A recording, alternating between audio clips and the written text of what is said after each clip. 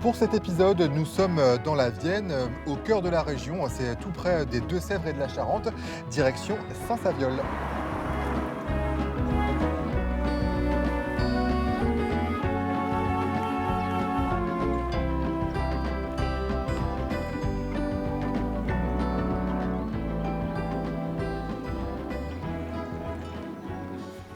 Bonjour. Bonjour.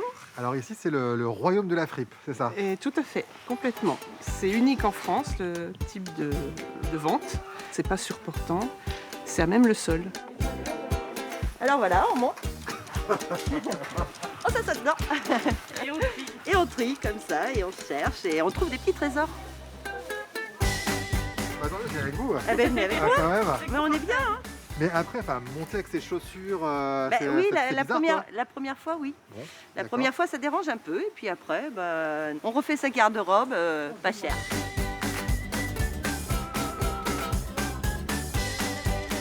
C'est essentiellement, comme je disais, ça vient de Charente, avec Calitum, les déchetteries, qui nous fournit notre matière première pour travailler.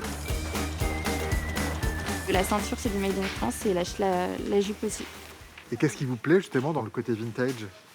C'est des matières et c'est du savoir-faire qu'on n'a plus. C'est juste pour le plaisir. Oh ben non, un photographiez pas, c'est pas la peine, vous voyez. C'est tout neuf, ça n'a pas servi.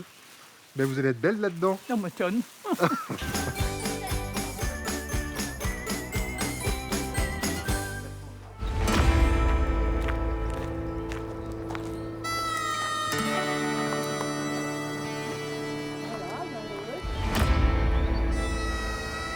Alors ici, c'est votre dernière création. Voilà, c'est ma dernière création. Compte tenu du réchauffement climatique, j'ai tenté de mettre des cactés. Voilà.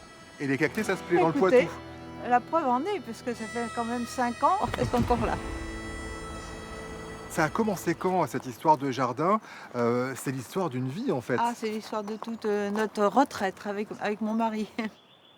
J'ai eu ce désir très fort de créer un jardin. Voilà. Et donc j'ai trouvé le terrain qui correspondait à mes attentes. Et là, ça a été un travail monumental, je suppose, pour défricher tout ça? Monumental n'est pas trop fort. J'ai 4000 mètres carrés. Mais quand on aime, on compte pas, vous savez bien.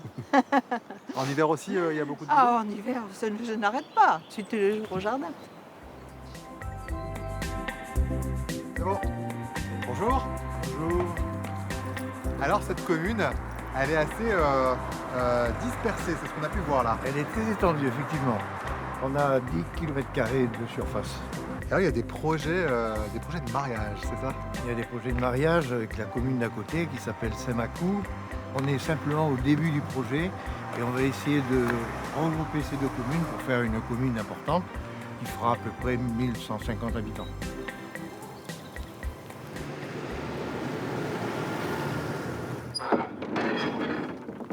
Bonjour Laurent. Alors, c'est ici votre nouvelle vie, c'est ça? Ah oui, c'est ici, ouais. C'est ici qu'on fabrique la farine. Et alors, ça fait quoi de passer d'agriculteur à meunier?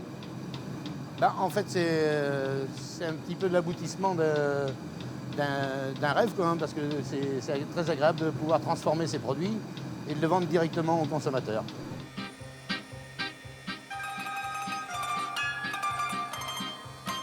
Ça sent bon.